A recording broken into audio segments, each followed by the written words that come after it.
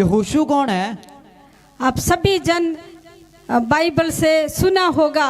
यहोशुआ इस्राएल को लेके जाने में दूसरा गवाही के रूप में परमेश्वर ने खड़े किया व्यक्ति है। ਅਤੇ ਤੁਸੀਂ ਸਾਰਿਆਂ ਨੇ ਬਹੁਤ ਵਾਰ ਸੁਣਿਆ ਹੋਵੇਗਾ ਕਿ ਯਹੋਸ਼ੂ ਇੱਕ ਉਹ ਬੰਦਾ ਸੀਗਾ ਜਿਨੇ ਇਜ਼ਰਾਈਲੀ ਲੋਕਾਂ ਦੀ ਦੂਸਰੀ ਅਗਵਾਈ ਕੀਤੀ ਸੀਗੀ ਅੱਗੇ ਉਹਨਾਂ ਨੂੰ ਪਰਮੇਸ਼ਰ ਦੇ ਵਾਅਦੇ ਕੀਤੇ ਦੇਸ਼ ਦੇ ਵਿੱਚ ਲੈ ਕੇ ਜਾਣ ਦੇ ਲਈ। 40 साल मूसा के द्वारा इस्राएल लोग मूसा के गवाही पर चलते रहे और बहुत सारी प्रॉब्लम को भी सामना करके आगे बढ़ते रहे। ਅਤੇ 40 ਵਰ੍ਹਿਆਂ ਤੱਕ ਇਜ਼ਰਾਈਲੀ ਜਿਹੜੇ ਸੀਗੇ ਉਹ ਮੂਸਾ ਦੇ ਨਾਲ ਚੱਲ ਰਹੇ ਮੂਸਾ ਦੀ ਅਗਵਾਈ ਦੇ ਹੇਠ ਉਹ ਆਪਦੀ ਬਹੁਤ ਸਾਰੀ ਮੁਸ਼ਕਿਲਾਂ ਨੂੰ ਦੇਖਦੇ ਹੋਏ ਤੇ ਮੁਸ਼ਕਿਲਾਂ ਦੇ ਵਿੱਚ ਦੀ ਪਾਰ ਹੁੰਦੇ ਹੋਏ 40 ਵਰ੍ਹਿਆਂ ਤੱਕ ਮੂਸਾ ਦੇ ਮੰਗਰ ਮੂਸਾ ਦੀ ਅਗਵਾਈ ਦੇ ਮੁਤਾबिक ਚੱਲਦੇ ਰਹੇ। मूसा परमेश्वर के साथ आमने सामने बात करने वाला एक लीडर था। ਅਤੇ ਮੂਸਾ ਜਿਹੜਾ ਸੀਗਾ ਉਹ ਇਦਾਂ ਦਾ ਇੱਕ ਅਗਵਾ ਸੀਗਾ ਜਿਹੜਾ ਪਰਮੇਸ਼ਵਰ ਦੇ ਨਾਲ ਆਮਣ ਸਾਹਮਣੇ ਬੈਠ ਕੇ ਗੱਲਾਂ ਕਰਦਾ ਸੀ। परमेश्वर की आवाज अपने कान पर सुनने वाला व्यक्ति था। ਤੇ ਪਰਮੇਸ਼ਰ ਦੀ ਆਵਾਜ਼ ਨੂੰ ਆਪਦੇ ਕੰਨਾਂ ਦੇ ਦੁਆਰਾ ਸੁਣਨ ਵਾਲਾ ਇੱਕ ਬੰਦਾ ਸੀ। वचन में हम पढ़ते हैं, ਵਚਨ ਚ ਆਪਾਂ ਪੜ੍ਹਦੇ ਹਾਂ परमेश्वर मूसा से ऐसे कहा ऐसे कहा ऐसे कहा, इस तरह हमने बहुत बार वचन से पढ़ते हैं। ਅਤੇ ਜਦੋਂ ਆਪਾਂ ਪਰਮੇਸ਼ਰ ਦੇ ਵਚਨ ਨੂੰ ਪੜ੍ਹਦੇ ਤਾਂ ਬਹੁਤ ਵਾਰ ਇਹ ਸ਼ਬਦ ਲਿਖਿਆ ਕਿ ਪਰਮੇਸ਼ਰ ਨੇ ਮੂਸਾ ਨੂੰ ਕਿਹਾ, ਪਰਮੇਸ਼ਰ ਨੇ ਮੂਸਾ ਨੂੰ ਆਖਿਆ, ਪਰਮੇਸ਼ਰ ਨੇ ਮੂਸਾ ਨਾਲ ਗੱਲ ਕੀਤੀ, ਪਰਮੇਸ਼ਰ ਨੇ ਮੂਸਾ ਨੂੰ ਇਦਾਂ ਦੀਆਂ ਆਗਿਆਵਾਂ ਦਿੱਤੀਆਂ। फिर हम मूसा के बारे में सुनते ਫਿਰ हैं। ਆਪਾਂ ਮੂਸਾ ਦੇ ਬਾਰੇ ਜਦੋਂ ਸੁਣਦੇ मूसा ਹਾਂ ने परमेश्वर की कहने के अनुसार कहने के अनुसार कहने के अनुसार इस तरह बहुत बार भी लिखे रखा ਅਤੇ है। ਉਸ ਤੋਂ ਬਾਅਦ ਇਦਾਂ ਦੀ ਇੱਕ ਗੱਲ ਲਿਖੀ ਹੋਈ ਹੈ ਕਿ ਮੂਸਾ ਨੇ ਜਿਵੇਂ ਪਰਮੇਸ਼ਰ ਨੇ ਆਖਿਆ ਉਦਾਂ ਹੀ ਕੀਤਾ, ਜਿਵੇਂ ਪਰਮੇਸ਼ਰ ਦੇ ਆਖੇ ਉਹ ਲੱਗਿਆ, ਪਰਮੇਸ਼ਰ ਨੇ ਜਿਵੇਂ ਕਿਹਾ ਸੀ ਉਸੇ ਤਰੀਕੇ ਨਾਲ ਕੀਤਾ, ਪਰਮੇਸ਼ਰ ਜਿਵੇਂ ਉਹਨੂੰ ਹੁਕਮ ਦਿੰਦੇ ਗਏ ਉਸੇ ਤਰੀਕੇ ਨਾਲ ਕਰਦਾ ਗਿਆ। ਇਦਾਂ ਸ਼ਬਦ ਲਿਖੇ ਹੋਏ ਨੇ। इसका अर्थ यही है, यहोवा परमेश्वर जब मूसा से बात करते थे वो एक एक शब्दों को सुन के उसकी वचन के अनुसार मूसा ने लोगों से बात करते थे और लोगों को मरुभूमि में अगवाई कराते थे। ਅਤੇ ਇਹਦਾ ਭਾਵ ਇਹੀ ਹੈਗਾ ਕਿ ਮੂਸਾ ਜਦੋਂ ਪਰਮੇਸ਼ਰ ਦੇ ਨਾਲ ਗੱਲ ਕਰਦਾ ਸੀਗਾ ਤੇ ਪਰਮੇਸ਼ਰ ਜਿਹੜਾ ਵੀ ਵਚਨ ਮੂਸਾ ਨੂੰ ਆਖਦਾ ਸੀ ਤਾਂ ਬੜੇ ਧਿਆਨ ਲਾ ਕੇ ਉਹਨੂੰ ਸੁਣਦਾ ਸੀ ਤੇ ਅੱਗੇ ਉਹ ਪਰਮੇਸ਼ਰ ਦੀ ਪ੍ਰਜਾ ਨੂੰ ਉਹਨਾਂ ਹੁਕਮਾਂ ਨੂੰ ਸੁਣਾਉਂਦਾ ਸੀ ਤੇ ਉਹ ਵੀ ਪਰਮੇਸ਼ਰ ਦੇ ਹੁਕਮਾਂ ਦੀ ਪਾਲਣਾ ਕਰਦੇ ਸਨ। लेकिन एक दिन मूसा ने यहोशुआ को कहा, मैं अपने सेवदाई क्यों आखिरी दिन पर पहुंच गए, तुम आगे इन लोगों को ले चलना है। ਅਤੇ ਇੱਕ ਦਿਨ ਮੂਸਾ ਨੇ ਆਪਦੇ ਦਾਸ ਯਹੋਸ਼ੂ ਨੂੰ ਇਸ ਤਰ੍ਹਾਂ ਆਖਿਆ ਕਿ ਮੇਰਾ ਜੋ ਸੇਵਾ ਦਾ ਅਖੀਰਲਾ ਵੇਲਾ ਆ ਚੁੱਕਾ ਹੈ ਤੇ ਹੁਣ ਇਹਨਾਂ ਦੀ ਅਗਵਾਈ ਤੂੰ ਕਰਨੀ ਹੈ, ਇਹਨਾਂ ਨੂੰ ਅੱਗੇ ਲੈ ਕੇ ਜਾਣ ਦਾ ਕੰਮ ਤੇਰਾ ਹੈ। और मूसा का बहुत सारी समस्याओं को सेवदाई के बीच में जो जो प्रॉब्लम को सामना करते थे ये सब यहोशुआ के सामने थे। ਅਤੇ ਜਿਹੜੀਆਂ ਮੁਸ਼ਕਿਲਾਂ ਦਾ ਸਾਹਮਣਾ ਮੂਸਾ ਨੇ ਕੀਤਾ ਸੀਗਾ ਉਦਾਂ ਦੀਆਂ ਹੀ ਸਾਰੀਆਂ ਮੁਸ਼ਕਿਲਾਂ ਜਿਹੜੀਆਂ ਸੀਗੀਆਂ ਉਹ ਯਹੋਸ਼ੂ ਦੇ ਅੱਗੇ ਵੀ ਹੁਣ ਖੜੀਆਂ ਹੋ ਚੁੱਕੀਆਂ ਸੀ। और उससे भी ज्यादा समस्या को बीच में यहोशुआ अभी खड़े हो रहे हैं। ਅਤੇ ਉਹਨਾਂ ਤੋਂ ਵੀ ਭੈੜੀਆਂ ਮੁਸ਼ਕਿਲਾਂ ਦਾ ਸਾਹਮਣਾ ਯਹੋਸ਼ੂ ਉਸ ਥਾਂ ਦੇ ਵਿੱਚ ਕਰਦਾ ਏ। और यहोशुआ के सामने जो एक बड़ी देश है उस देश को इस्राएल को डिवाइड करके देना है। ਅਤੇ ਇੱਕ ਬਹੁਤ ਵੱਡਾ ਦੇਸ਼ ਯਹੋਸ਼ੂ ਦੇ ਸਾਹਮਣੇ ਪਿਆ ਸੀਗਾ ਤੇ ਉਸ ਦੇਸ਼ ਨੂੰ ਉਹਨੇ ਇਜ਼ਰਾਈਲੀਆਂ ਦੇ ਵਾਸਤੇ ਜਿੱਤ ਕੇ ਉਹਨਾਂ ਨੂੰ ਉਹਨਾਂ ਦੇ ਹਿੱਸੇ ਦਾ ਉਹਨਾਂ ਨੂੰ ਦੇਣਾ ਸੀ। यहोशुआ के सामने बहुत सारे चैलेंजेस है। ਯਹੋਸ਼ੂ ਦੇ ਸਾਹਮਣੇ ਬਹੁਤ ਸਾਰੀਆਂ ਚੁਣੌਤੀਆਂ ਸੀ।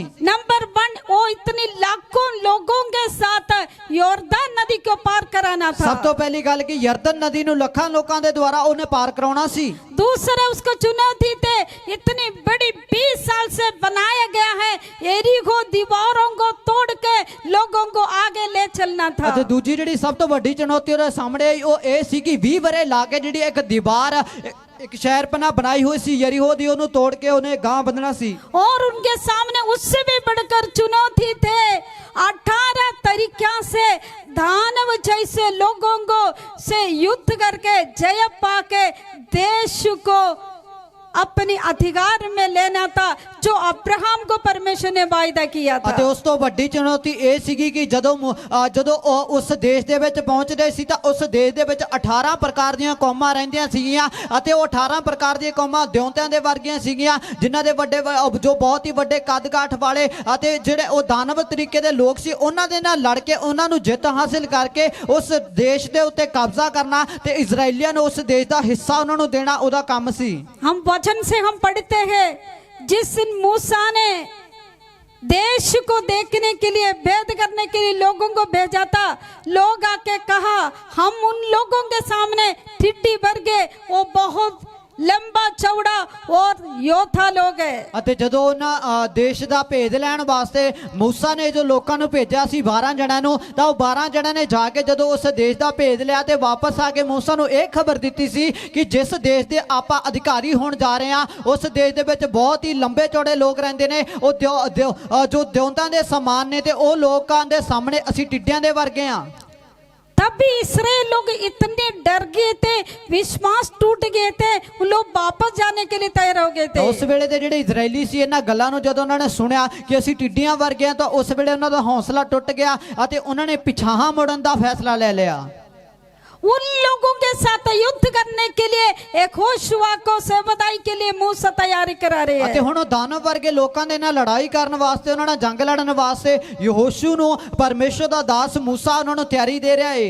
ये चारों तरफ से परेशानियों के बीच में यहोशुआ प्रभु की गवाही मांगा था। ਇਹ ਸਾਰੇ ਪਾਸੇ ਮੁਸ਼ਕਲਾਂ ਨੇ ਜਦੋਂ ਘੇਰਾ ਪਾਇਆ ਹੋਇਆ ਸੀ, ਉਸ ਥਾਂ ਦੇ ਵਿੱਚ ਯਹੋਸ਼ੂ ਨੇ ਪਰਮੇਸ਼ਰ ਦੀ ਅਗਵਾਈ ਨੂੰ ਮੰਗਿਆ ਸੀ। तो परमेश्वर यहोशुआ से क्या कहा था हम पढ़ेंगे। यहोशुआ का किताब पगले अध्याय और 8 और 9 वचन हम पढ़ेंगे। ਪਰ ਪਰਮੇਸ਼ਰ ਨੇ ਉਦੋਂ ਯਹੋਸ਼ੂ ਦੇ ਨਾਲ ਕੀ ਗੱਲਬਾਤ ਕੀਤੀ ਉਸ ਨੂੰ ਆਪਾਂ ਪੜਾਂਗੇ। ਪਹਿਲਾ ਅਧਿਆਇ ਯਹੋਸ਼ੂ ਦੀ ਪੁਸਤਕ ਉਹਦਾ ਪਹਿਲਾ ਅਧਿਆਇ ਉਹਦਾ 8 ਤੇ 9 वचन ਨੂੰ।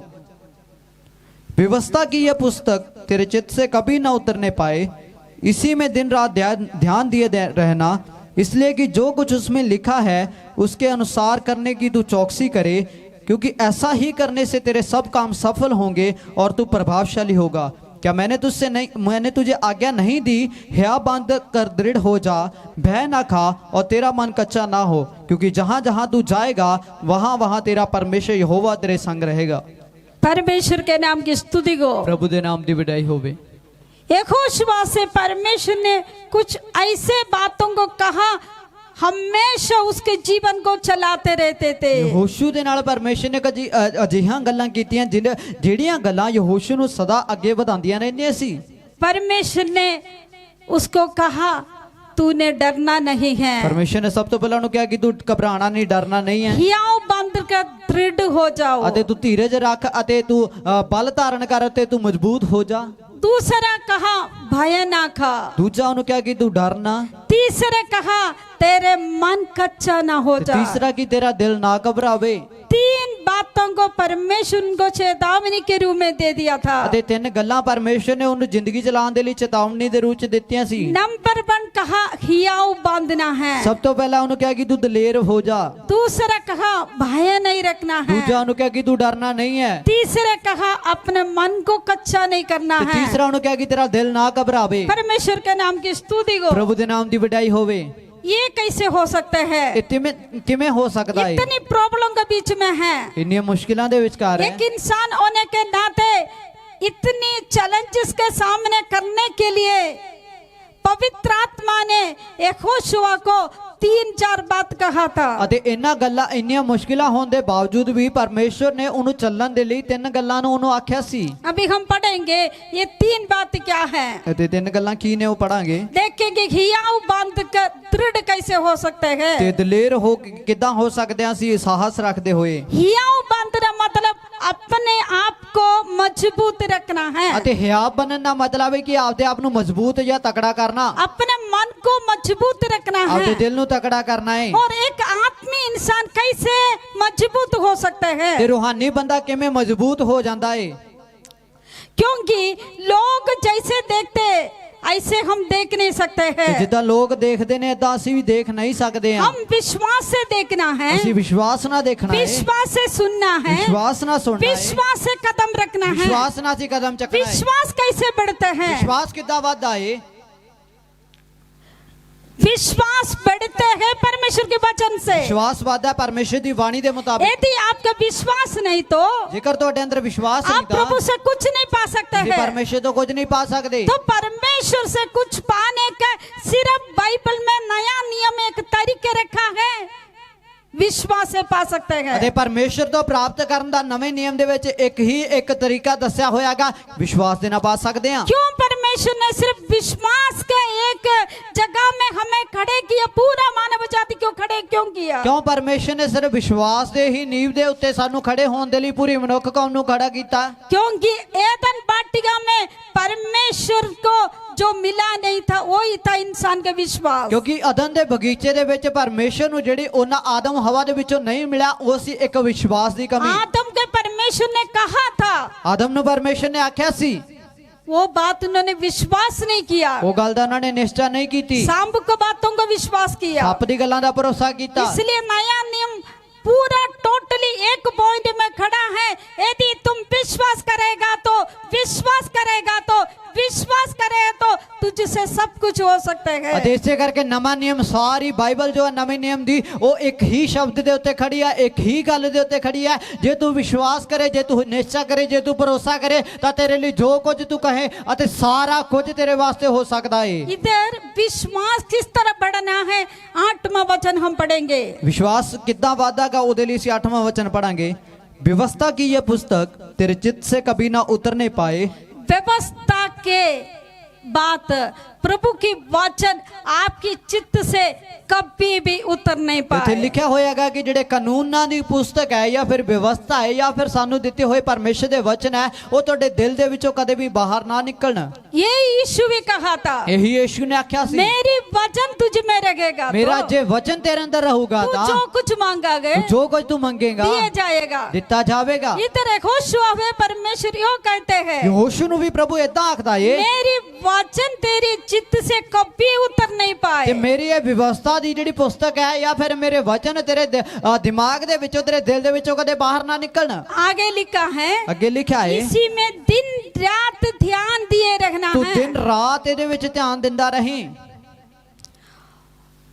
इसलिए तुम जो कुछ उसमें लिखा है उसके अनुसार करने से चौकसी करना ਅਤੇ है। ਲਿਖਿਆ ਕਿ ਇਸ ਕਰਕੇ ਜੋ ਕੁਝ ਉਸ ਪੁਸਤਕ ਦੇ ਵਿੱਚ ਜਾਂ ਉਹਨਾਂ ਵਚਨਾਂ ਦੇ ਵਿੱਚ ਲਿਖਿਆ ਹੈ, ਉਹਨੂੰ ਪੂਰਾ ਕਰਨ ਦੇ ਲਈ ਤੂੰ ਹੁਸ਼ਿਆਰ ਜਾਂ ਫਿਰ ਖਬਰਦਾਰ ਰਹਿਣਾ ਹੈ। वचन में आप लोग ध्यान देना है। इसी वचन वाल बहुत ध्यान देना है। एक तो हमारा मन में, हमारा दिल में, हमारा दिमाग में, हमारा स्वभाव में हमेशा वचन रखना है। ਪਹਿਲੀ ਗੱਲ, ਸਾਡੇ ਦਿਲ, ਦਿਮਾਗ, ਸਾਡੇ ਖਿਆਲਾਂ ਦੇ ਵਿੱਚ ਅਤੇ ਸਾਡੀ ਜ਼ਿੰਦਗੀ ਦੇ ਵਿੱਚ ਪਰਮੇਸ਼ਰ ਦਾ ਵਚਨ ਹੋਣਾ ਚਾਹੀਦਾ ਹੈ। और उस वचन आपने सोचना है। ਅਸੀਂ ਉਸ ਵਚਨ ਦੇ ਬਾਰੇ ਅਸੀਂ ਸੋਚ ਵਿਚਾਰ ਕਰਨੀ लिखा है ਹੈ उस वचन पर तू ध्यान देना है। ਅਤੇ ਲਿਖਿਆ ਉਸ ਵਚਨ ਦੇ ਵੱਲ ਤੂੰ ਖਿਆਲ ਰੱਖਣਾ, ਉਹਦੇ ਵੱਲ ਧਿਆਨ ਦੇਣਾ तुम ਹੈ। जो कुछ बोलते, जो कुछ चलते हैं, जो कुछ आप करते हैं, सारे वचन के अनुसार हो जाए। ਮਤਲਬ ਕਿ ਜੋ ਕੁਝ ਤੁਸੀਂ ਬੋਲਦੇ ਹੋਗੇ, ਜੋ ਕੁਝ ਤੁਸੀਂ ਕਰਦੇ ਹੋਗੇ, ਜੋ ਵੀ ਤੁਹਾਡੀ ਜ਼ਿੰਦਗੀ ਦੇ ਵਿੱਚ ਹੁੰਦਾ, ਉਸ ਸਭ ਵਚਨ ਦੇ ਮੁਤਾਬਿਕ ਹੋ ਜਾਵੇ।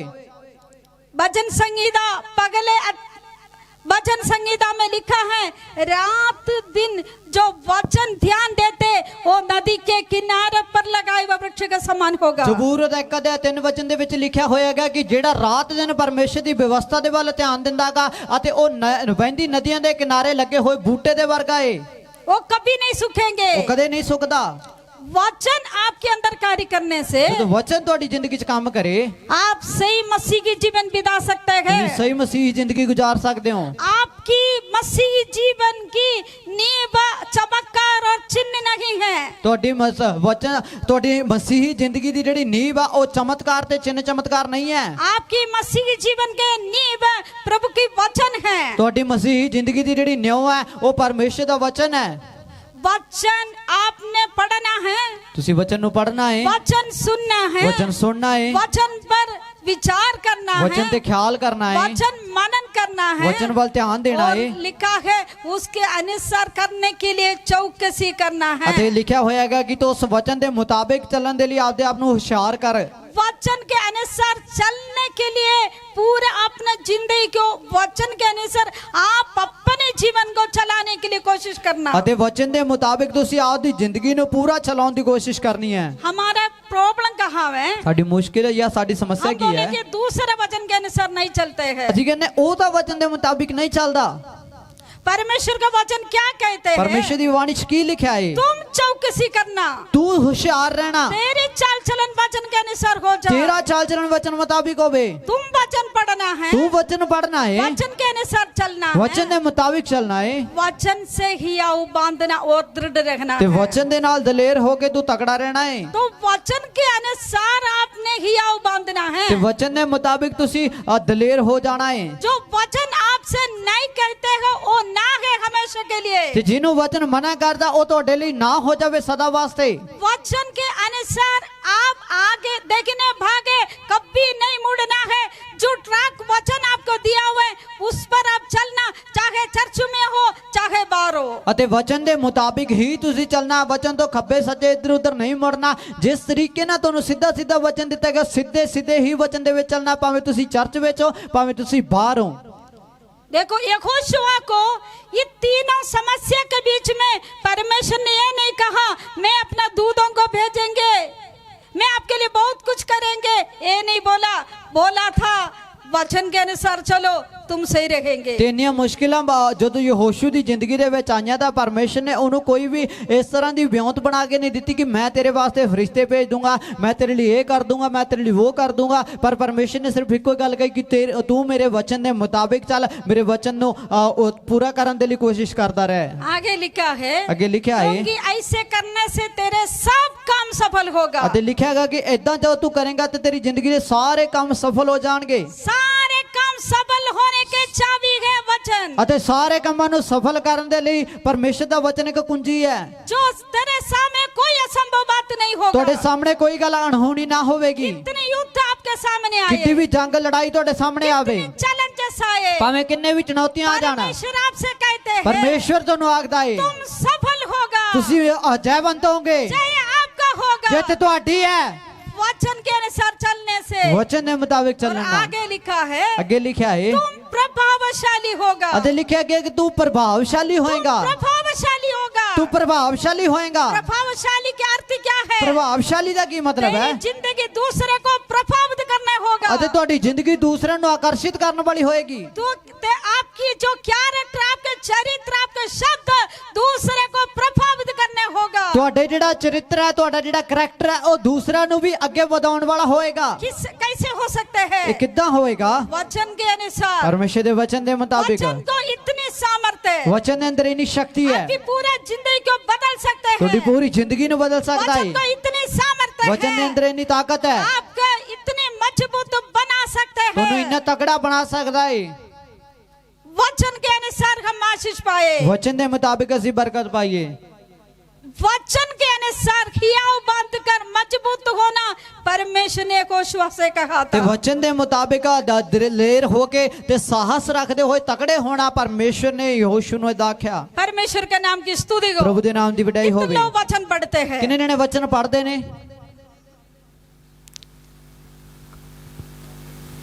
यदि आप वचन नहीं पढ़ पा रहे हो आप बहुत कमजोर हो ਤੇ जाएंगे। ਜੇ ਤੁਸੀਂ ਵਚਨ ਨਹੀਂ ਪੜ੍ਹ ਪਾ ਰਹੇ ਤਾਂ ਤੁਸੀਂ ਬਹੁਤ ਹੀ ਨਿਰਬਲ ਹੋ ਜਾਓਗੇ।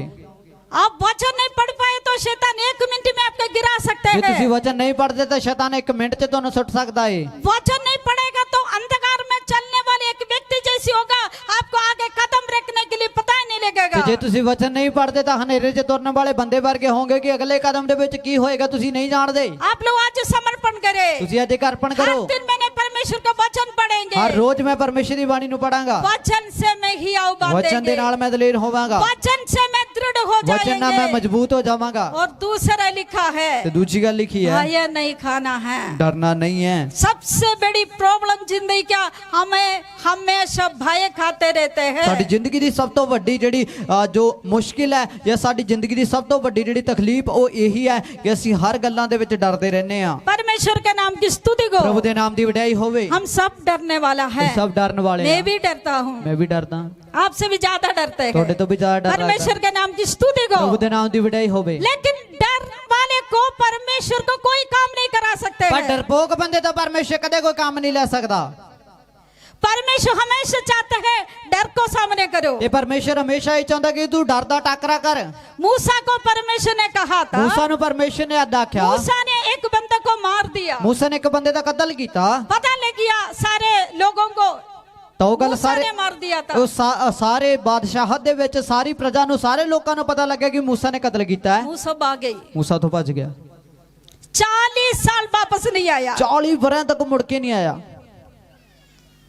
उनका जो मर गया था, उनका भाई बहन रिश्तेदार सब मर गया, तब भी मूसा वापस नहीं आया। ਅਤੇ ਜਿਹਨੂੰ ਨੇ ਮਾਰਿਆ ਸੀ ਉਹਦੇ ਵੀ ਗਾਂ ਰਿਸ਼ਤੇਦਾਰ ਭੈਣ ਭਰਾ ਟੱਬਰ ਸਾਰਾ ਮਰ ਗਿਆ ਸੀਗਾ, ਫਿਰ ਵੀ ਉਹ ਮੁੜ ਕੇ ਉੱਥੇ ਵਾਪਸ ਨਹੀਂ ਆਇਆ। परमेश्वर ने एक दिन मूसा से कहा, ਪਰਮੇਸ਼ਰ ਨੇ ਇੱਕ ਦਿਨ मूसा ਨੂੰ ਆਖਿਆ वापस जा, ਤੂੰ ਮੁੜ ਕੇ ਜਾ, राजा के सामने जाके खड़े हो ਤੂੰ जाओ। ਉਸੇ ਰਾਜਾ ਦੇ ਸਾਹਮਣੇ ਹੁਣ ਫੇਰ ਖੜਾ ਹੋ। राजा से डर के भाग गया था। ਉਹ ਰਾਜਾ ਤੋਂ ਹੀ ਕਿ ਰਾਜਾ ਨਾ ਮਾਰੇ ਇਸ ਕਰਕੇ ਭੱਜਿਆ ਸੀ। मूसा से परमेश्वर ने कहा, मूसा ਨੂੰ ਪਰਮੇਸ਼ਰ ਨੇ तू ਆਖਿਆ वापस जाने पड़ेगा। ਤੈਨੂੰ ਮੁੜ ਕੇ ਜਾਣਾ ਪਊਗਾ। मूसा ने बहुत बहाने बताया। मूसा ने बड़े बहाने कढ़े। एक तो मेरा शब्द, मैं तोतला बोलने वाला हूँ। उन्होंने कहा प्रभु मेरे तो चंगी तरह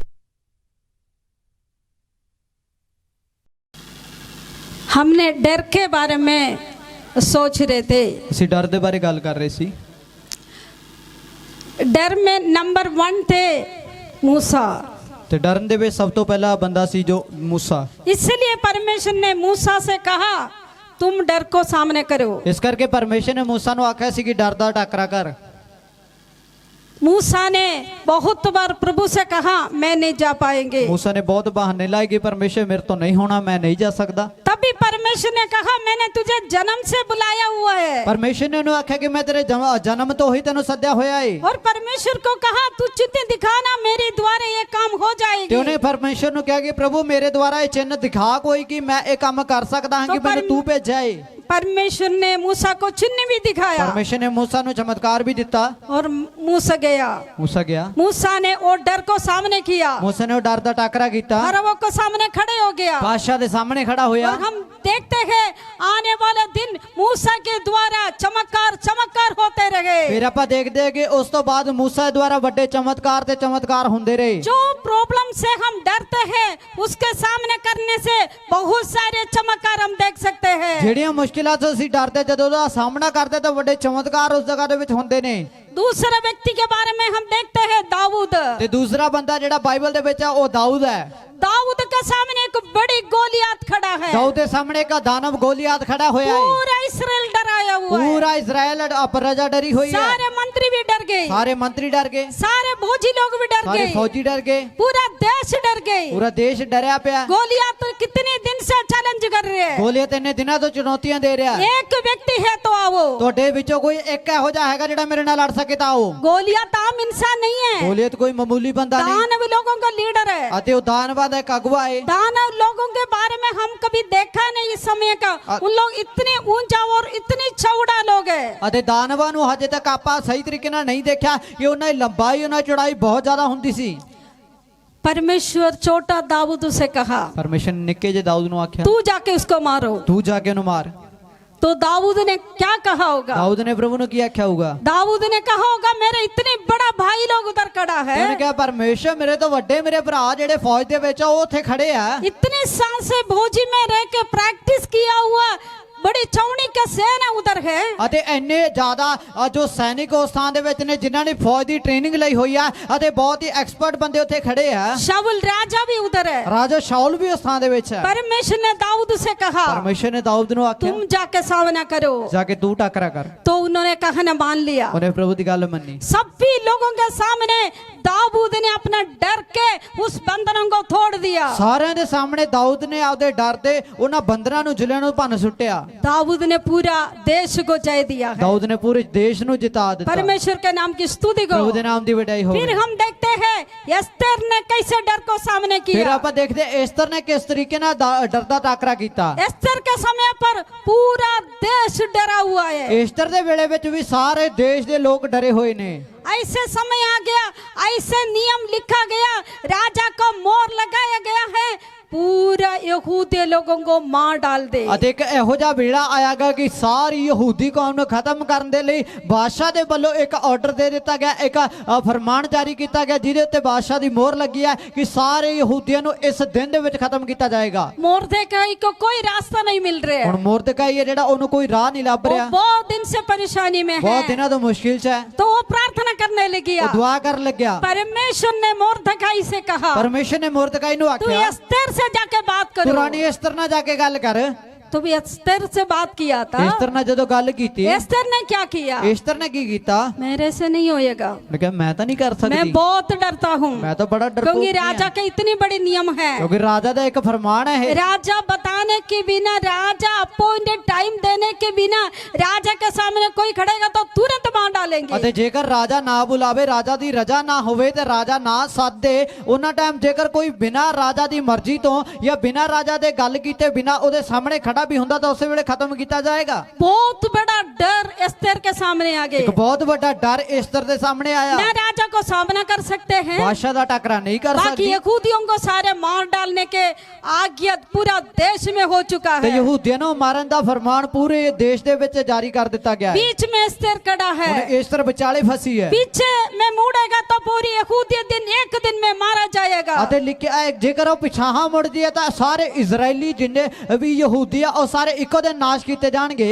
आगे जाएगा तो राजा मुझे मार ਤੇ डालेंगे। ਜੇ ਅੱਗੇ ਜਾਊਂਗੀ ਤਾਂ ਰਾਜਾ ਮੈਨੂੰ ਮਾਰ ਦੇਗਾ। उन्होंने 3 दिन उपवास किया, ਹੁਣ 3 ਦਿਨ ਵਰਤ ਰੱਖੇ, प्रार्थना किया, ਦੁਆ ਕੀਤੀ। और प्रार्थना में सोचने लगी, ਦੁਆ ਦੇ ਵਿੱਚ ਉਹ ਸੋਚਣ ਲੱਗੀ, उपवास करके सोचने ਵਰਤ लगी, ਰੱਖ ਕੇ ਸੋਚਣਾ ਸ਼ੁਰੂ मैं ਕੀਤਾ, डर को कैसे सामना कर ਮੈਂ ਡਰ ਦਾ सकता ਕਿੱਦਾਂ है। ਟੱਕਰਾ ਕਰ ਸਕਦੀ ਹਾਂ। परमेश्वर ने उसको बुद्धि में कार्य किया, ਪਰਮੇਸ਼ਰ ਨੇ ਦੀ ਸਮਝ ਚ ਕੰਮ ਕੀਤਾ, परमेश्वर को ज्ञान दिया, ਪਰਮੇਸ਼ਰ ਨੂੰ ਅਕਲ ਦਿੱਤੀ किस तरह राजा के साथ डील करना ਕਿਵੇਂ है, ਰਾਜਾ ਦੇ ਨਾਲ ਤੂੰ ਗੱਲਬਾਤ ਕਰਨੀ किस ਹੈ, तरह इस भय को मैंने सामना करना है। ਕਿੱਦਾਂ ਤੂੰ ਇਸ ਡਰ ਦਾ ਟੱਕਰਾ ਕਰਨਾ ਹੈ। 3 दिन के बाद उन्होंने योजना बनाया, 3 ਦਿਨਾਂ ਬਾਅਦ ਇੱਕ ਵਿਉਂਤ ਘੜੀ, मैं राजा के सामने करेंगे, ਮੈਂ ਰਾਜਾ ਦੇ ਸਾਹਮਣੇ ਜਾਵਾਂਗੀ मैंने ये नियम इस मोर तोड़ के नया नियम लिखवाएंगे। ਤੇ ਮੈਂ ਇਸ ਫਰਮਾਨ ਨੂੰ ਖਤਮ ਕਰਕੇ ਇੱਕ ਨਵਾਂ ਫਰਮਾਨ ਜਾਰੀ ਕਰਾਵਾਂਗੀ।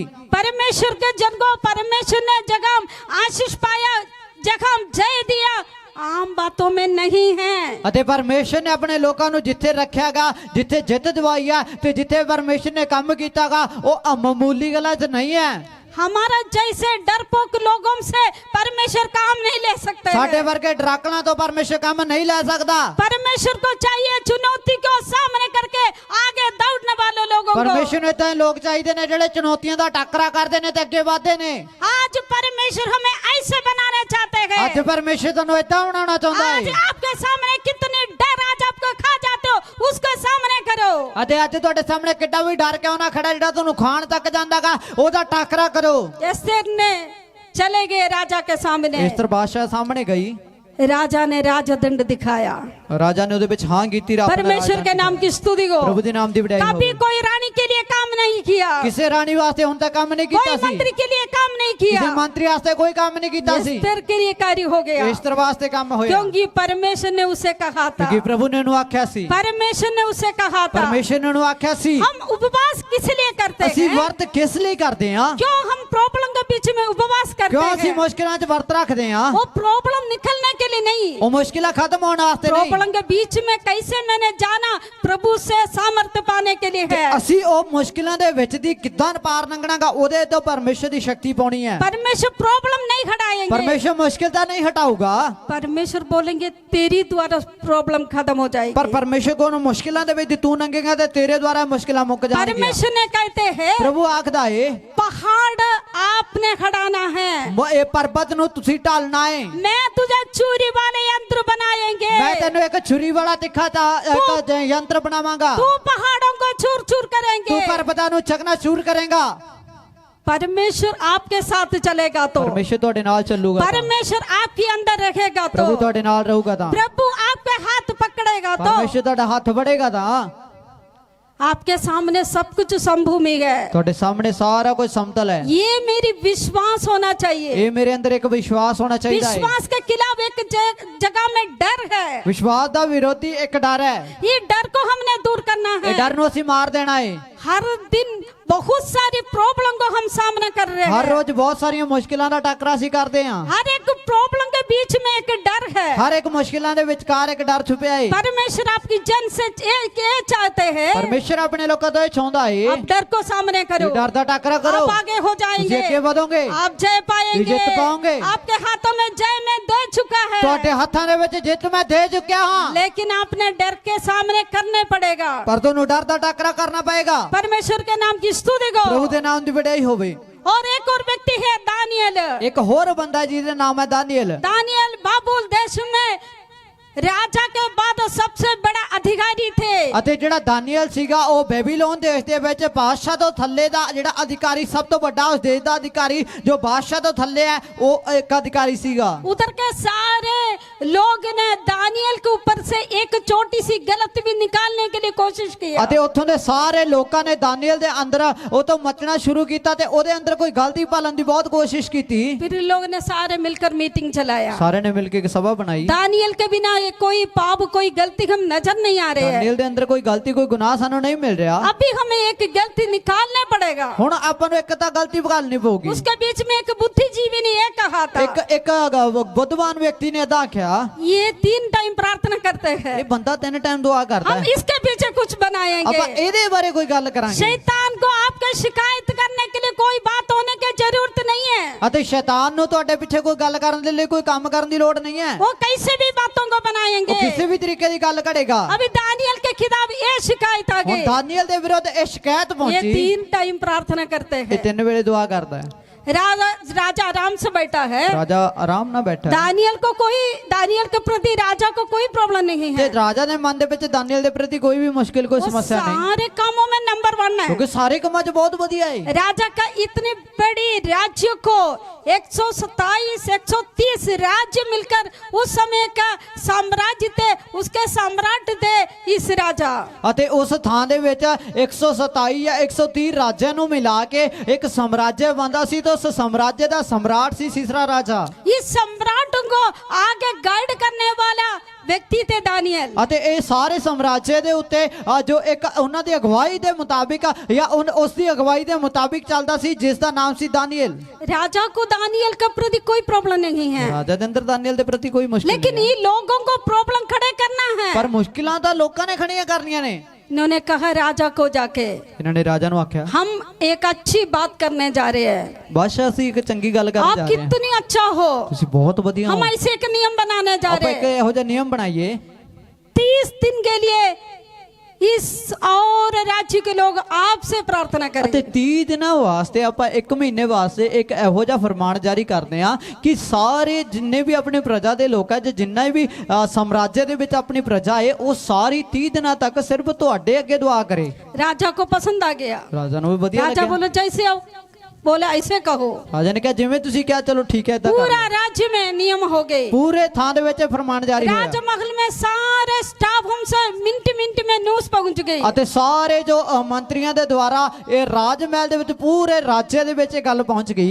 सभी जन राजा से प्रार्थना शुरू की। ਸਾਰਿਆਂ ਨੇ ਰਾਜਾ ਅੱਗੇ ਦੁਆ ਕਰਨ ਲੱਗੇ। ये बात बनाए वो लोग कहीं नहीं गया, सीधे दानियल के कमरे में ਜਿਨ੍ਹਾਂ गया। ਨੇ ਗੱਲ ਬਣਾਈ ਸੀਗੀ, ਜਿਨ੍ਹਾਂ ਨੇ ਵਿਉਂਤ ਘੜੀ ਸੀ, ਉਹ ਲੋਕਾਂ ਨੇ ਕੁਝ ਨਹੀਂ ਕੀਤਾ, ਸਿੱਧਾ ਦਾਨੀਏਲ ਦੇ ਕਮਰੇ 'ਚ ਗਏ। देखे हो तो दानियल पगले जैसे यरूशलेम के सामने का जो दरवाजा खोल कर प्रार्थना करते हैं। ਅਤੇ ਜਦੋਂ ਉਹਨਾਂ ਨੇ ਅੰਦਰ ਦੇਖਿਆਗਾ ਕਿ ਦਾਨੀਏਲ ਪਹਿਲਾਂ ਦੇ ਵਾਂਗ ਯਰੂਸ਼ਲਮ ਦੇ ਵੱਲ ਖੁੱਲਣ ਵਾਲੀ ਉਸ ਖਿੜਕੀ ਦੇ ਵੱਲ ਮੂੰਹ ਕਰਕੇ ਹਜੇ ਵੀ ਬੈਠਾ ਦੁਆ ਕਰਦਾ ਹੈ। क्यों यरूशलेम के जो खिड़कियों के सामने क्यों प्रार्थना कर रहे ਅਤੇ थे? ਯਰੂਸ਼ਲਮ ਵੱਲ ਖੁੱਲਣ ਵਾਲੀ ਉਸ ਖਿੜਕੀ ਦੇ ਉਹਨੂੰ ਖੋਲ ਕੇ ਕਿਉਂ ਦੁਆ ਕਰ ਰਹੇ ਸੀ? आपने कभी सोचा ये वचन? ਤੁਸੀਂ ਕਦੇ ਸੋਚਿਆ ਇਹ? क्योंकि मूसा के द्वारा परमेश्वर ने व्यवस्था दिया था, मूसा ਦੇ ਦੁਆਰਾ ਪ੍ਰਭੂ ਨੇ ਇਹ ਨਿਯਮ ਕਾਨੂੰਨ ਦਿੱਤਾ। आप बाहर देश के ही भी गया, आपको प्रार्थना करने के ये तरीका है।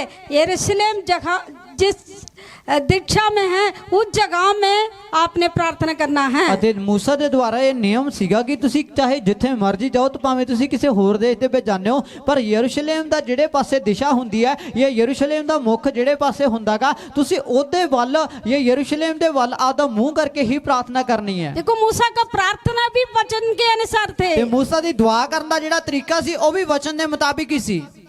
इन लोगों ने सुबह जाके देखा, ਇਹਨਾਂ ਨੇ ਸਵੇਰੇ ਜਾ ਕੇ ਦੇਖਿਆ टाइम पर दानियल घुटने में है। ਦਾਨੀਏਲ ਉੱਥੇ ਪ੍ਰਾਰਥਨਾ ਕਰੀ ਜਾਂਦਾ। दोपहर के समय भी देखा, ਦੁਪਹਿਰੇ ਵੀ ਦੇਖਿਆ, उस समय दानियल घुटने में है। ਉਦੋਂ ਵੀ ਦੁਆ ਕਰ ਰਿਹਾ ਹੋ। और शाम को पगले जो उनकी 7 लोग थे, जाके कहा होगा राजा ने नियम बनाए वो तुझे पता है। ਤੇ ਉਹਨਾਂ ਲੋਕਾਂ ਨੇ ਜਾ ਕੇ ਦਾਨੀਏਲ ਨੂੰ ਇਹਦਾ ਇੱਕ ਖਬਰ ਦਿੱਤੀ ਹੋਗੀ, ਤੈਨੂੰ ਪਤਾ ਹੈਗਾ ਕਿ ਰਾਜਾ ਨੇ ਇੱਕ ਬਾਦਸ਼ਾਹ ਨੇ ਇੱਕ ਫਰਮਾਨ ਜਾਰੀ ਕਰ ਚੁੱਕਿਆ ਏ। दानियल ने माइंड नहीं किया है, ਦਾਨੀਏਲ ਨੇ ਪਰਵਾਹ ਹੀ ਨਹੀਂ ਕੀਤੀ। दानियल ने ध्यान नहीं दिया है। ਦਾਨੀਏਲ ਨੇ ਇੰਨੀ ਪਰਵਾਹ ਹੀ ਨਹੀਂ ਕੀਤੀ। दानियल ने जैसे प्रार्थना करते थे वैसे करते रहे। ਦਾਨੀਏਲ ਆਪਦੀ ਦੁਆ ਵਾਲੀ ਜ਼ਿੰਦਗੀ ਨੂੰ ਉਦਾਂ ਹੀ ਰੱਖੀ ਬੈਠਾ ਸੀ। दानियल की प्रार्थना जीवन एक दिन से शुरू नहीं हुआ ਦਾਨੀਏਲ ਦੀ था। ਪ੍ਰਾਰਥਨਾ ਵਾਲੀ ਜ਼ਿੰਦਗੀ ਜਿਹੜੀ ਇੱਕੋ ਦਿਨ ਸ਼ੁਰੂ ਨਹੀਂ ਹੋਈ ਸੀ। दानियल यरूशलेम में भी प्रार्थना करने वाले थे। ਦਾਨੀਏਲ ਯਰੂਸ਼ਲਮ 'ਚ ਵੀ ਦੁਆ ਕਰਦਾ ਹੁੰਦਾ जब ਸੀ। बबूल देश में गया तभी भी प्रार्थना कर रहे थे। ਬੈਬੀਲੋਨ ਦੇਸ਼ ਦੇ ਵਿੱਚ ਗਿਆ ਉੱਥੇ ਵੀ ਦੁਆ ਕਰਦਾ ਰਹਿੰਦਾ ਸੀ। जब इसको सिलेक्शन हुआ था तभी भी प्रार्थना ਤੇ करने ਜਦੋਂ ਦਾ वाले थे। ਚੁਣਾਵ ਹੋਇਆ ਸੀ ਉਦੋਂ ਵੀ ਦੁਆ ਕਰਨ ਵਾਲਾ ਬੰਦਾ ਸੀ। अभी राजा के जगह में कितनी ऊंचा पदवी में पहुंच गया तभी भी दानियल की प्रार्थना की आदत कभी नहीं छुड़ा। ਤੇ ਹੁਣ ਰਾਜਾ ਤੋਂ ਥੱਲੇ ਹੋ ਕੇ ਪੂਰੀ ਐਡੀ ਪਦਵੀ ਤੇ ਪਹੁੰਚਣ ਤੋਂ ਬਾਅਦ ਵੀ ਦੁਆ ਕਰਨਾ ਉਹਨੇ ਨਹੀਂ ਛੱਡਿਆ। ये प्रार्थना जीवन उसको आगे लेके गया। ਇਦਾਂ ਇੱਕ ਪ੍ਰਾਰਥਨਾ ਵਾਲੀ ਜ਼ਿੰਦਗੀ ਨੇ ਉਹਨੂੰ ਅੱਗੇ ਵਧਾ ਦਿੱਤਾ। ये समर्पण उनके लेके गया। ਇਹ ਅਰਪਣ ਨੇ ਉਹਨੂੰ ਅੱਗੇ ਵਧਾਇਆ। वो वचन पढ़ने वाले थे। ਵਚਨ ਪੜਨ ਵਾਲਾ ਸੀ। आपको पता है वचन बहुत क्लियरली पढ़ने वाले थे दानियल। ਅਤੇ ਤੁਹਾਨੂੰ ਪਤਾ ਵਚਨ ਨੂੰ ਬਹੁਤ ਹੀ ਸਾਫ਼ ਤਰੀਕੇ ਨਾਲ ਪੜਨ ਵਾਲਾ ਇੱਕ ਬੰਦਾ ਸੀ क्योंकि ਦਾਨੀਏਲ। बाइबल में लिखा है ਕਿਉਂਕਿ ਬਾਈਬਲ 'ਚ ਲਿਖਿਆ ਹੈ बाबुल से लोग वापस आएंगे वचन से निकाला था दानियल ने। ਅਤੇ ਬੇਬੀਲੋਨ ਦੇ ਵਿੱਚੋਂ ਲੋਕ ਮੁੜ ਕੇ ਵਾਪਸ ਆ ਜਾਣਗੇ ਇਹ ਵਚਨ ਦੇ ਵਿੱਚੋਂ ਹੀ ਦਾਨੀਏਲ ਨੇ ਕੱਢੀ ਇਹ ਗੱਲ। हम बाइबल में देखते हैं ਅਸੀਂ ਬਾਈਬਲ 'ਚ ਦੇਖਦੇ ਹਾਂ यिर्मयाह नबी से जो भविष्यवाणी लिखा था वो दानियल ने वचन पढ़ के फिर दानियल ने 21 दिन उपवास शुरू किया था। ਅਤੇ ਯਿਰਮੀਆ ਨਬੀ ਦੀ ਪੁਸਤਕ ਦੇ ਵਿੱਚ ਜਿਹੜੇ ਭਵਿੱਖਬਾਣੀ ਦੇ ਵਾਕ ਲਿਖੇ ਹੋਏ ਸੀ ਉਹਨਾਂ ਵਾਕਾਂ ਨੂੰ ਪੜਿਆ ਤੇ ਉਹਨਾਂ ਦੇ ਮੁਤਾਬਿਕ ਉਹਨੇ ਪ੍ਰਾਰਥਨਾ ਕਰਨੀ ਸ਼ੁਰੂ ਕੀਤੀ ਸੀ 21 ਦਿਨ ਵਰਤ ਰੱਖ ਕੇ। मैंने आपसे कह चुका है दृढ़ होना हियाव बांधना वचन से है। ਅਤੇ ਤੁਹਾਨੂੰ ਪਹਿਲਾਂ ਵੀ ਦੱਸ ਚੁੱਕਿਆ ਦਲੇਰ ਹੋਣਾ ਤਾਕਤਵਰ ਹੋਣਾ ਜਾਂ ਮਜ਼ਬੂਤ ਹੋਣਾ ਇਹ ਵਚਨ ਦੇ ਮੁਤਾਬਿਕ ਹੈ। बबूल देश में गया हुआ दानियल को हियाव बांधा था और परमेश्वर से दृढ़ हो गया था वचन के अनुसार थे। ਅਤੇ ਬੇਬੀਲੋਨ ਦੇਸ਼ ਦੇ ਵਿੱਚ ਜਦੋਂ ਗਿਆ ਸੀ ਤਾਂ ਪਰਮੇਸ਼ਰ ਦੇ ਵਚਨ ਦੇ ਦੁਆਰਾ ਉਹ ਤਕੜਾ ਹੋਇਆ ਦਲੇਰ ਹੋਇਆ ਤੇ ਪਰਮੇਸ਼ਰ ਦੇ ਦੁਆਰਾ ਉਹਨੇ ਸਾਮਰਥ ਪਾਈ ਸੀ। परमेश्वर के नाम की स्तुति को ਪ੍ਰਭੂ ਦੇ ਨਾਮ ਦੀ ਵਡਿਆਈ ਹੋਵੇ। और उसको उठा के लायन के गुफा में भेज दिया ਅਤੇ ਉਹਨੂੰ ਸ਼ੇਰਾਂ ਦੀ ਗੁਫਾ ਦੇ ਵਿੱਚ ਸੁੱਟਿਆ ਗਿਆ। और उन परमेश्वर ने उसे कहा होगा ਪਰਮੇਸ਼ਰ ਨੇ ਉਹਨੂੰ ਆਖਿਆ तुम ये ਹੋਊਗਾ डर को भी सामने करना है। ਤੂੰ ਇਹ ਡਰ ਦਾ ਵੀ ਟਾਕਰਾ ਕਰਨਾ ਹੈ। कितनी लायन उसके अंदर है ये नहीं पता। ਇੰਨੇ ਪਤਾ ਨਹੀਂ ਕਿੰਨੇ ਕੇ ਸ਼ੇਰ ਉਸ ਗੁਫਾ ਦੇ ਵਿੱਚ ਛੱਡੇ ਹੋਏ ਆ। बहुत सारे थे। ਬਹੁਤ ਸਾਰੇ ਸੀ। वो डर को सामने किया। ਉਹਨਾਂ ਨੇ ਡਰ ਦਾ ਟਾਕਰਾ ਕੀਤਾ। 1 मिनट में 1 सेकंड में दानियल को फाड़ के खा सकते थे। ਅਤੇ 1 ਮਿੰਟ ਜਾਂ 1 ਸੈਕਿੰਡ ਦੇ ਵਿੱਚ ਕੁਝ ਕੁ ਸਕਿੰਟਾਂ ਦੇ ਵਿੱਚ ਦਾਨੇ ਨੂੰ ਪਾੜ ਕੇ ਖਾ ਸਕਦੇ ਸੀ। इंसान होने के नाते उनको ये भी पता था ਇਨਸਾਨ ਹੋਣ ਦੇ ਨਾਤੇ ਇਹ ਵੀ ਉਹ ਗੱਲ ਜਾਣਦਾ ਸੀ मैं नीचे जाने के पगले में टुकड़ा टुकड़ा हो जाएंगे। ਮੇਰੇ ਥੱਲੇ ਡਿੱਗਣ ਤੋਂ ਪਹਿਲਾਂ ਉਹ ਮੈਨੂੰ ਟੁਕੜੇ ਟੋਟੇ ਕਰ ਦੇਣਗੇ मैं ਮੇਰੇ। किसी किसी की लाइन के पेड़ में चले ਮੈਂ जाएगा। ਵੱਖਰੇ ਵੱਖਰੇ ਸ਼ੇਰਾਂ ਦੇ ਢਿੱਡਾਂ 'ਚ ਪਿਆ ਹੋਊਂਗਾ। लेकिन उन्होंने वो डर को सामने ਪਰ ਉਹ किया। ਟਾਕਰਾ ਕੀਤਾ ਉਸ ਡਰਦਾ ਨੇ। मैंने आपसे कहा डर को सामने करने वालों से प्रभु अपना काम लेने चाहते हैं। ਅਤੇ ਮੈਂ ਤੁਹਾਨੂੰ ਆਖਾਂਗਾ ਕਿ ਜਿਹੜੇ ਡਰ ਦਾ ਟਾਕਰਾ ਕਰਦੇ ਪਰਮੇਸ਼ਰ ਉਹਨਾਂ ਤੋਂ ਕੰਮ ਲੈਣ ਜਾ ਰਿਹਾ ਹੈ। मूसा ने डर को सामने किया। ਮੂਸਾ ਨੇ ਡਰ ਦਾ ਟਾਕਰਾ ਕੀਤਾ। दाऊद ने डर को सामने किया। ਦਾਊਦ ਨੇ ਵੀ ਡਰ ਦਾ ਟਾਕਰਾ ਕੀਤਾ। एस्तर ने डर को सामने किया। ਏਸਤਰ ਨੇ ਡਰ ਦਾ ਟਾਕਰਾ ਕੀਤਾ। दानियल भी डर के सामने किया। ਦਾਨੀਏਲ ਨੇ ਵੀ ਡਰ ਦਾ ਟਾਕਰਾ आज ਕੀਤਾ। भी यहोशुआ से परमेश्वर ने कहा था ਅੱਜ ਵੀ ਯਹੋਸ਼ੂ ਨੂੰ ਪਰਮੇਸ਼ਰ ਇਹ ਆਖਦਾ ਸੀ भय नहीं खाना ਤੂੰ ਡਰਨਾ ਨਹੀਂ डर को सामने डर का करना टकरा है। करना है। आपके द्वारा ये देश इसराइल को मैं देने चाहते ਤੇਰੇ हैं। ਦੁਆਰਾ ਇਹ ਦੇਸ਼ ਇਜ਼ਰਾਈਲੀਆਂ ਨੂੰ ਮੈਂ ਦੇਣ ਜਾ ਰਿਹਾ ਹਾਂ। तीनों चैलेंज से ਇਹਨਾਂ ਤਿੰਨਾਂ ਜੋ ਚੁਣੌਤੀਆਂ 'ਚ यॉर्दन को पार करना था। ਯਰਦਨ ਨੂੰ ਪਾਰ ਕਰਨਾ ਹੈ। एरिको दीवार को तोड़ना यरीहो था। ਦੀ ਕੰਧ ਸੁੱਟਣੀ ਹੈ। 18 तरीका से अन्य जाति दानव युद्ध करने वाले लोगों को युद्ध करके देश को विभाग करना था। 18 ਤਰ੍ਹਾਂ ਦੀਆਂ ਕੌਮਾਂ ਜਿਹੜੀਆਂ ਯੁੱਧ ਕਰਨ ਦੇ ਲਈ ਬਹੁਤ ਹੀ ਪਰਿਪੱਕ ਨਹੀਂ ਗਿਆ ਅਤੇ ਜਿਹੜੇ ਦਾਨਵਾਂ ਦੇ ਸਮਾਨ ਲੋਕ ਰਹਿੰਦੇ ਨੇ ਉਹਨਾਂ ਦਾਨਵਾਂ ਦੇ ਨਾਲ ਲੜ ਕੇ ਉਸ ਦੇਸ਼ ਨੂੰ ਜਿੱਤ ਕੇ ਉਸ ਥਾਂ ਦੇ ਵਿੱਚ ਕਬਜ਼ਾ ਕਰਨਾ ਸੀ। और उसके बाद क्या कहा था ਉਸ ਤੋਂ ਬਾਅਦ ਉਹਨੂੰ ਕੀ ਆਖਿਆ तेरे मन कच्चा नहीं करना ਤੇਰਾ है। ਦਿਲ ਨਾ ਘਬਰਾਵੇ। तेरे मन कच्चा ना हो ਤੇਰਾ ਦਿਲ जाए। ਨਾ ਘਬਰਾਵੇ।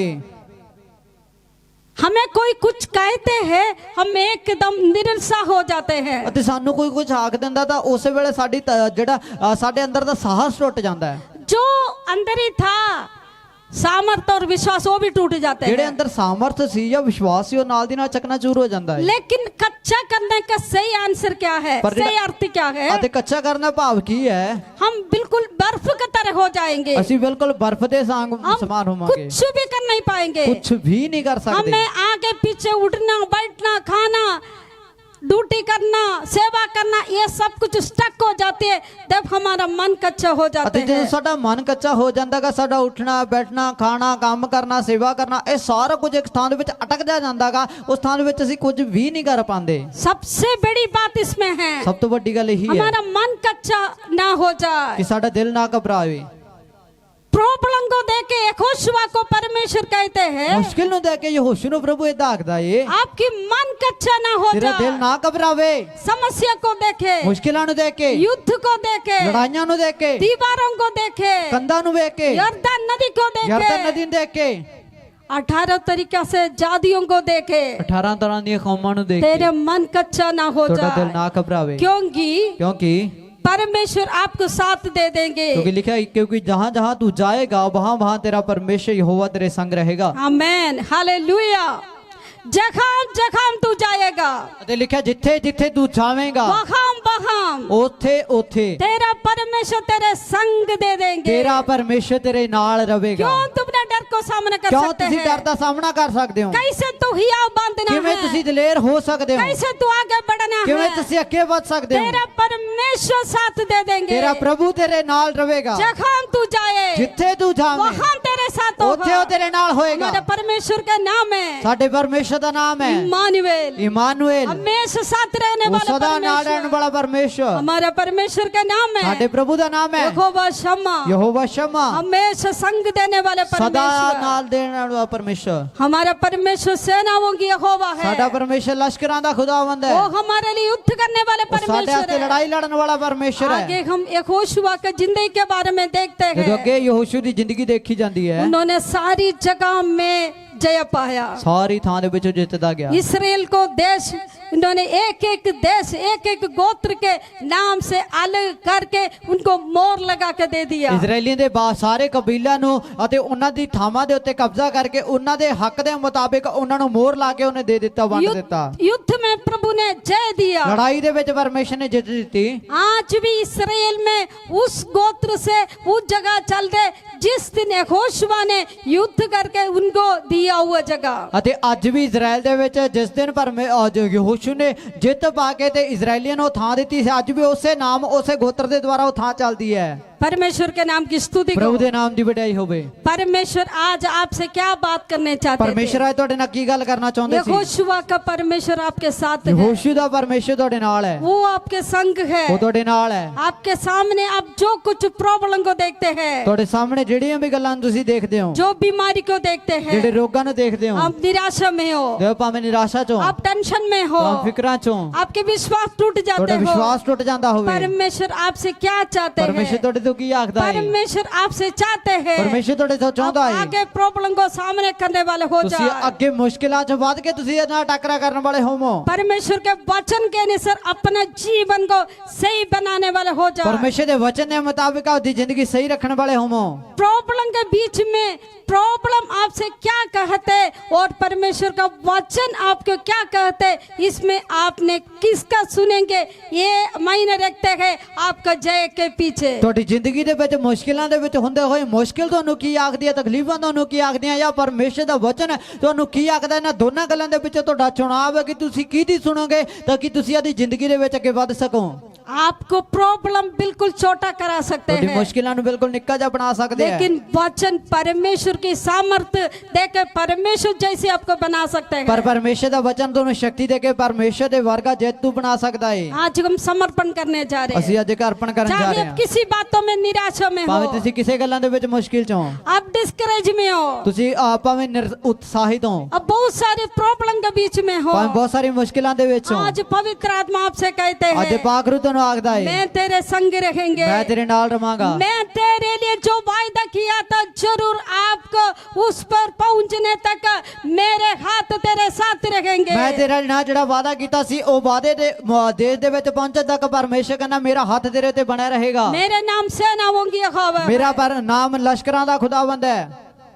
जहाँ तू जाए, ਜਿੱਥੇ ਵੀ ਤੂੰ ਜਾਵੇਂ, इसका अर्थ क्या है? ਇਹਦਾ ਮਤਲਬ ਕੀ ਹੈ? जिंदगी क्या कोई भी समस्या के बीच में ਜ਼ਿੰਦਗੀ ਦੀ हो, ਕਿਸੇ ਵੀ ਮੁਸ਼ਕਿਲ ਦੇ ਵਿੱਚ, कोई भी प्रॉब्लम के बीच में ਕਿਸੇ ਵੀ हो, ਤਕਲੀਫ ਦੇ ਵਿੱਚ, कोई भी युद्ध के आवाज सुन के आप डरपोक बन गया तो ਤੇ ਕਿਸੇ ਵੀ ਤੁਸੀਂ ਲੜਾਈ ਦੇ ਜੇ ਆਵਾਜ਼ ਨੂੰ ਸੁਣ ਕੇ ਡਰਾਖਲ ਹੋਗੇ ਤਾਂ आज परमेश्वर आपसे कहते हैं ਪਰਮੇਸ਼ਰ ਅੱਜ ਤੁਹਾਨੂੰ ਆਖਦਾ ਹੈ मेरी वचन के थ्रू ही आओ बांध, तो मेरे वचन ਦੇ ਦੁਆਰਾ ਤੂੰ ਦਲੇਰ ਹੋ, दृढ़ हो जा, ਮਜ਼ਬੂਤ ਹੋ ਜਾ, भय ना खाओ, डरना, मैं तेरे साथ दे मैं तेरे देंगे। नाल हां। परमेश्वर आपके साथ देने परमेश्वर चाहते ਤੁਹਾਡੇ ਨਾਲ हैं, ਹੈ। परमेश्वर हमें बनाने चाहते परमेश्वर हैं, ਸਾਨੂੰ ਬਣਾਉਣਾ ਚਾਹੁੰਦਾ ਹੈ, परमेश्वर में नई जीवन देने चाहते हैं। परमेश्वर ਨਵੀਂ ਜ਼ਿੰਦਗੀ ਸਾਨੂੰ ਦੇਣ ਜਾ ਰਿਹਾ ਹੈ। परमेश्वर के वचन से ये कहते हैं परमेश्वर ਦੇ ਵਚਨ ਨੇ ਦਾਖਦਾ ਹੈ कीड़ा समान याकूब, मैं तुझे छुरी वाले यंत्र बनाएंगे।